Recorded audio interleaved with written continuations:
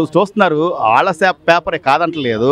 కానీ ఇంతమంది ఒక కోర్టుకి వెళ్ళిన వ్యక్తి దగ్గరికి వచ్చారంటే పైగా నేను రప్పా నరుకుతాను 29లో మీ అంతర సంగతి తెలుస్తారని చెప్పి మాట్లాడతాడు. అసలు ఏం చెప్పాలి? అది కరెక్ట్ కాదుగా. ఇందిరాగాంధీ వెళ్ళినప్పుడు ఒకటే వెళ్ళిందంట అని చెబుతున్నారు పక్కన.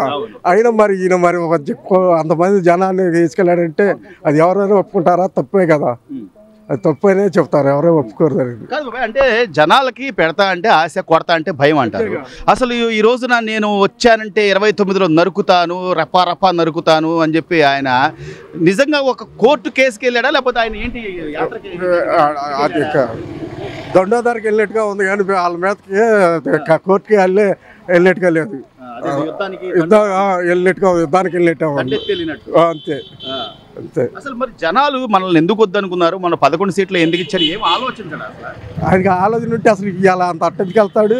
ఓ ధరని చెబుతున్నారుగా, ఇందిరాగాంధీ కానీ రాజీవ్ గాంధీ కానీ ఒంటరిగా వెళ్ళి వాళ్ళే హాజరయ్యారు అని చెబుతున్నారు. అయినా మరి జనాన్ని వేసుకొని వెళ్ళి మరి అక్కడ మాట్లాడతాం కూడా నరుకుతామంటే ఎవరో పెడతామంటే వస్తారు కానీ నరుకుతామంటే ఎవరు వస్తారండి? సో ఏంటి అసలు ఆయన ఇదేంటంటారు? అది తెలియక ఆయన ఉన్న డబ్బున్న హోమం అలా అనిపిస్తుంది అంతే, ఇంతకంటే ఏం లేదు. ఇదేది చేయదు, ఏది చేయదు. డబ్బు ఏం చేసిస్తే మంచితనం ఉపయోగపడితే కానీ చేసే మంచితనం ఉపయోగపడుతుంది. ఈ రోజున ఈ ప్రభుత్వంలో పథకాలు కానీ లేకపోతే ఈ రోడ్లని కానీ అభివృద్ధి అని కానీ బాగుందా లేదా? ఖాతా అమరావతి దగ్గరికి వెళ్ళి చూస్తే తెలిసి తాళ్ళు ఎంత చేసింది అనేది. బాగా చేస్తున్నారు, అమరావతిలో పరుగులు తీపిస్తున్నారు. మనం మేము వరకే వెళ్ళి చూసి ఇచ్చాం, అలా ఉందో ఏంది చూద్దాను అనేది. అసలు ఎంత ఖాళీ చేశాడు, ఎంత ఉందో. ఇప్పుడు రైతులకు కూడా ఇచ్చంటూ ఇస్తానని వాగ్దానం చేస్తున్నాడు. వాళ్ళు ఇచ్చారు, ఎయ్యి ఆపలేదు.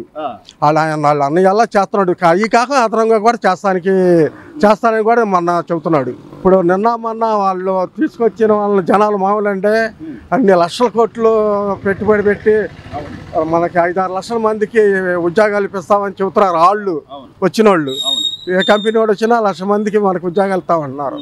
మరి అది కరెక్ట్గా డెవలప్ అయ్యేది మనకి ఇది కావాలి. కానీ జనాలు తీసుకెళ్తాడు, ఈయన కూడా జనాలు వస్తున్నారు అది అని చెప్తున్నారు.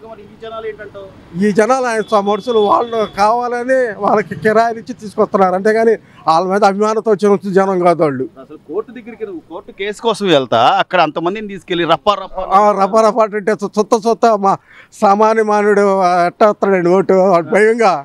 రఫరఫ్ అంటే వాళ్ళలో మనం కూడా ఒకళ్ళు ఉంటాంగా. అసలు నిజంగా అంటే జనాలు మొన్న ఆలోచించారు, గతంలో ఆలోచించారు, ఎన్నికల్లో ఓట్లు వేసారు. ఇప్పుడు కూడా నేను 29లో వస్తాను, నరుకుతాను అది ఇది అంటే ఏంటి బాబాయ్ ఆయన? అంతేగా మరి. ఇప్పుడు నరికే వాళ్ళలో మనం కూడా ఒకవేగా, మనం కూడా ఓటర్స్గా మరి. అంతేగా మరి, అంతేగా మరి. నరుకుతున్నా అంటే ఎవరికైనా ఇప్పుడు పెడతామంటే ఎవరైనా వస్తాడు, కానీ కొడతామంటే ఎవరు వస్తారండి? ఆ రకంగా నేను నరుగుతాను, తేలుతాను, చూస్తాను అంటే అది ఎంతవరకు కరెక్ట్? న్యాయస్థానాలు అంటే భయం లేదు, కనీసం చట్టం అంటే భయం లేదు. అవును, చట్టం అంటే భయం ఉన్నాడు, అంతమంది ఎందుకు తీసుకెళ్తాడు? అప్పుడు సునీత ఎదురొచ్చింది, కనీసం మాట్లాడకుండా తలకామకి వెళ్ళిపోయాడు. బాబాయ్ హత్య నుంచి కానీ లేకపోతే ఏమన్నా 5 ఏళ్ళు సీఎంగా ఉన్నాడు, అసలు చాలలేదుగా. జనాలు ఇంకా అంత మాట వింటారు, నేనేం చెప్తా అదే అనుకుంటే వింటారు బాబాయ్. ఇంకా ఆయన మాట వినేవాళ్ళు ఉన్నారంట. 90% వినరండి, ఏదో 10% వాళ్ళ అభిమానులు ఉంటారు కాబట్టి వాళ్ళు ఏమన్నా ఉంటారేమో కానీ. అంటే వాళ్ళ పేపర్లో అంత ఇదిగా వేసుకుంటే జనాలు బాగా సంతోషపడతారా? అవునండి, ఉన్న పేపర్ల కంటే తక్కువ రేటుకి ఇచ్చే పేపర్ ఇదేనండి. ఉన్న పేపర్లు అన్నిటికంటే తక్కువ పేపర్ ఇదే. అసలు దీనిలో పేపర్ మొత్తం చదివితే 1-2 కూడా నిజాలు దానికి నమ్మే అవకాశం లేదండి. 90% నమ్మే అవకాశం లేదు. ఆ రకంగా మాట్లాడుతుంటే జనం అంత పిచ్చోడైనా అర్థమైతేగా నరుగుతా అంటున్నాడు, రేపు మనం కూడా నరుగుతాడనే భయం ఒకటి ఏర్పడితేగా. తనకి కిరాయి ఇచ్చే తీసుకెళ్ళి ఉంటాడు. వాళ్ళందరూ ఆ రకంగా గోల్ చేసి ఆ రకంగా గోల్ ఎందుకు చేస్తారు? మామూలుగా వెళ్ళాడు. ఇప్పుడు అందరూ వెళ్తున్నారు, ఎవరైనా గోల్ చేసిన వాళ్ళు ఉన్నారా? సైలెంట్గా వెళ్తున్నారు, సైలెంట్గా వచ్చేసేస్తున్నారు, టయానికి హాజరవుతున్నారు. ఇప్పుడు వాళ్ళు కూడా కొంతమంది మన అరెస్ట్ అయ్యారు, వాళ్ళు కూడా వెళ్ళి మామూలుగా హాజరై వస్తున్నారు తప్ప వాళ్ళు ఇంతమంది జనాలు తీసుకెళ్ళి మేము అది చేస్తాం అనలేదుగా. వాళ్ళ మంత్రులు కూడా మొన్న అరెస్ట్ చేశారు, వెళ్ళారు వచ్చారు. వాళ్ళు ఎవరు గోల్ చేశారు? సాక్షాత్ చంద్రబాబు నాయుడు గారిని అరెస్ట్ చేస్తేనే ఆయన చట్టాన్ని గౌరవించాడు, వెళ్ళాడు. ఇట్లా ఏమన్నా దండోరాలాగా వెళ్ళాడా? చట్టాలు గౌరవించాడు, వెళ్ళాడు. మళ్ళీ అతని మీద తప్పు లేదని రుజువు చేసుకొని బయటకు వచ్చాడు. అతని మీద నా తప్పు లేదు అని రుజువు చేసుకొని బయటకు వచ్చాడు. అవును గారు, ఈ రోజున అన్నదాత సుఖీభవ రెండోసారి కూడా డబ్బులు పడ్డాయి. ఈ ప్రభుత్వం వచ్చిన తర్వాత ఎట్లుంది పరిస్థితి? బ్రహ్మాండంగా ఉంది, పరిపాలన బ్రహ్మాండంగా ఉంది. ఆయన 3 రాజధానులు అన్నాడు, 3 సార్లు పెడుతున్నా, దానికి గతి లేదు. ఈయన వచ్చాడు, చక్కగా బ్రహ్మాండంగా జరుగుతుంది. ఆయన ప్రభుత్వంలో అన్ని గొడవలే.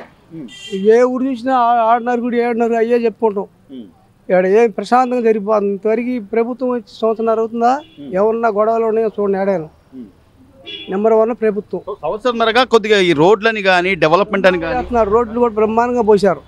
అంతకుముందు అల్లాడిపోయామండి. విజయవాడ వెళ్ళాలన్నా, గుంటూరు వెళ్ళాలన్నా మామూలుగా ఉండే రోడ్లు బ్రహ్మాండంగా చేస్తున్నారు.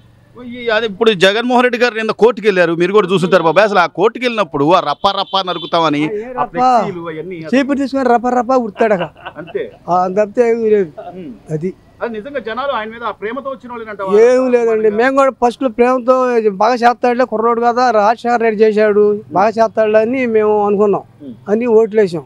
వెనకది కూర్చున్నాడు. ఆయనే రైతు తండ్రి. రేపు 29లో వస్తాను అంటున్నాడు. 29లో ఒక్కొక్కడికి అర్థం తేలుస్తారు. రప్ప మొత్తం అప్పుడు పాసి రోడ్ల మీద పాసి పెట్టుకొని ఉండాలి. అదే రప్ప గాలికి పోతా ఉంటది ఆయన ఊడుతుంటే. అది తప్పితే ఇంకా నమ్మే పరిస్థితులు ఉన్నాయి? ఏమి లేదండి. కంటి చూపు వారికి మేము తిరుగుతున్నాము. విజయవాడ, గుంటూరు, ఏది 4-3 జిల్లాలు తిరుగుతున్నాం. ఏడపడ్డా తెలుగుదేశమే చెబుతున్నారు. జనసేన తెలుగుదేశం పార్టీ అభివృద్ధి అవుతుంది. డబ్బులు పడ్డాయి బాబాయ్? పడ్డాయి. అన్నదాత సుఖీభవ డబ్బులు పడ్డాయి. ఇప్పుడు ఏమైనా పార్టీలు కులాలు అట్లా చూసి వేయడం ఏమి లేదండి. పార్టీలు కూడా ఎవరు అనుకోవట్లా. చక్కగా ప్రభుత్వం నడుస్తుంది, బ్రహ్మాండంగా అభివృద్ధి అవుతుంది. బ్రహ్మాండంగా చేస్తున్నారు. చివరిగా బాబాయ్, అంటే ఈ రోజు జగన్మోహన్ రెడ్డి గారు ఆయన డబ్బు ఉందనో లేకపోతే ఏదో నేను ఏది పడితే అది నేనేం చేసినా చెల్లుబాటు అవుద్దనో అట్లా చేస్తే మళ్ళీ నమ్ముతారు ఆయన ఇంకోసారి? ఇప్పుడు నమ్మారండి.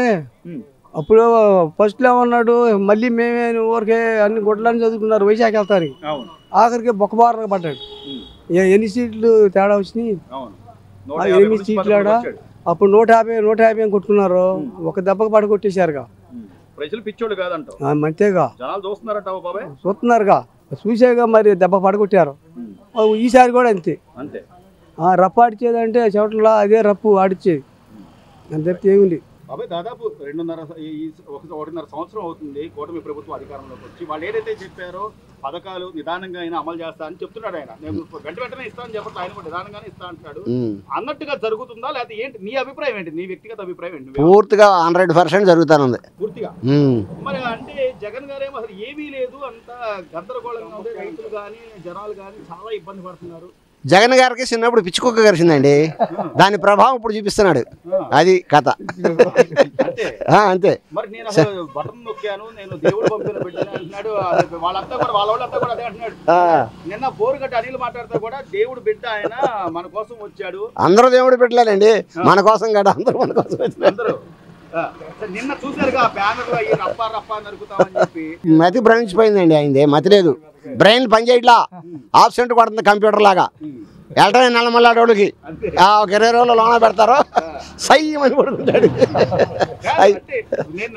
మనం గెలిపించుకున్నాం గతంలో 150 సీట్లు ఇచ్చారంటే జనాలు అందరూ ఆలోచించే నేను మాజీ ముఖ్యమంత్రిని, నేను ఒక హోదాలో గతంలో పనిచేశాను, అది ఆలోచన ఉందా ఆయనకి? అసలు లేదండి. వాళ్ళ నాన్న గురించి చేశారు ఆ ఓట్లు కూడా, అతని గురించి చేయలేదు. అంతే తప్ప ఏం లేదు, ఆయన మీద అభిమానం ఏం లేదు.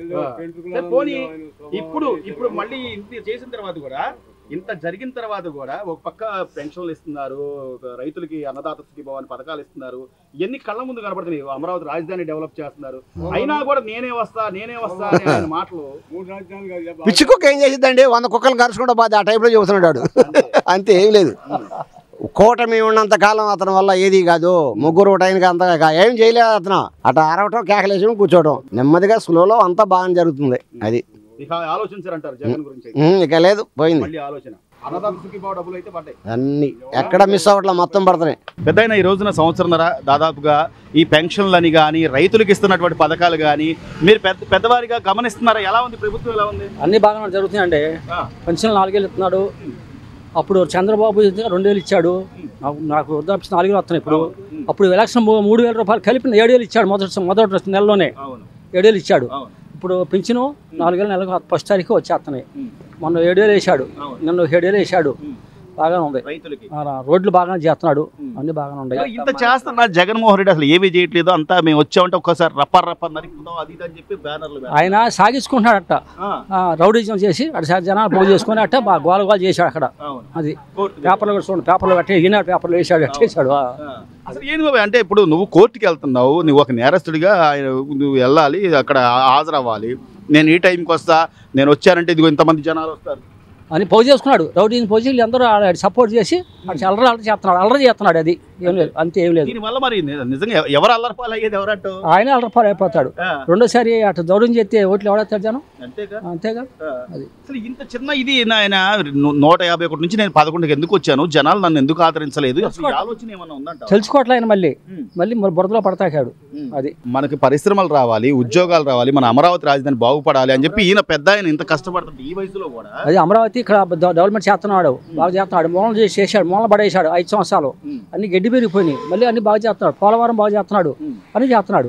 ఇంకా వాడు చేసేది దాని జనాలకి వాళ్ళకంటే మించి కొడతాడు. అందరూ ఓట్లు ఎత్తినా గెలిచేది. మరి అప్పుడు వచ్చిన సీట్లు మరి ఇప్పుడు దేనికి ఓడిపోయాడు మొన్న? నువ్వు ఒక మాజీ ముఖ్యమంత్రిగా కనీసం సహకరించకపోగా నేను రప్ప నరుగుతా అది దాని బ్యానర్లు పెడితే ఇంకా జగన్ నేను నమ్ముతారా బాబాయ్? జనం నమ్మరు అసలు. రప్పయింది అసలు. అయ్యా బాబు ఓట్లు వేసుకుని కానీ రప్ప నరుగుతానంటే ఎవరు నవ్వుతారు? నరికి ఊరుకుంటారా? జనం ఊరుకుంటారా? ఏంటంటే సాగించుకుంటాడు అంతే. ఇప్పుడైతే పథకాలు అవన్నీ బాగానే ఉన్నాయి, అన్ని బాగానే ఉన్నాయి. అంటే ఓ పక్క పథకాలు, ఇంకో పక్క అభివృద్ధి, ఇంకో పక్క అమరావతి రాజధాని అని ఈ చంద్రబాబు నాయుడు గారు పరిపాలన ఈ సంవత్సరంన్నర కాలంగా ఎలా ఉందంటారు? ఏంటి మీ అభిప్రాయం? బాగానే ఉంది. తగ్గించారా బాబాయ్? ఏం లేదు, వచ్చేసినాయి. పరిపాలన బాగానే ఉంది, బ్రహ్మాండంగా ఉంది. రోడ్లు పోతున్నారు, అంతా బాగానే. 20,000 రూపాయలు రైతుకు అండగా ఉండాలి అని చెప్పి ఆయన ఇన్ని ఆర్థిక ఇబ్బందుల్లో కూడా ఆ టైంకి ఇప్పుడు మీరు ఈ కుప్పలో నూర్పిళ్ళు సీజన్ కదా, మీకు ఎలా ఉపయోగపడుతుంది బాబాయ్? ఇప్పుడు ఉపయోగపడతాయి మరి పనులకి. ఏం చేస్తా,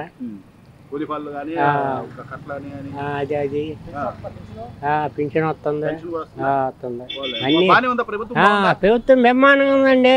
ఏం బాగాలేదు అంటున్నాడు జగన్మోహన్ రెడ్డి, అసలు లేదు అంతా అరాచకం. మళ్ళీ ఈసారి కూడా ఇదే రావాలి, ఈ ప్రభుత్వమే. అది వచ్చేది రాడు. ఎవరేరు ఓట్లు వేయరు, నమ్మి ఎవరు వేయరు. ఇది మొన్న 8 జిల్లాల్లో ఒక సీటు కూడా రాలా.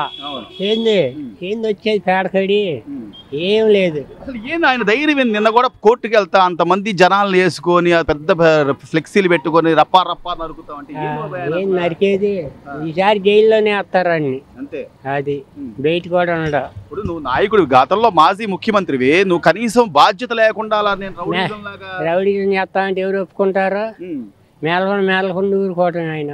అది కైలాడితే వేస్తారు జైల్లో. Please subscribe to Leo news for more videos.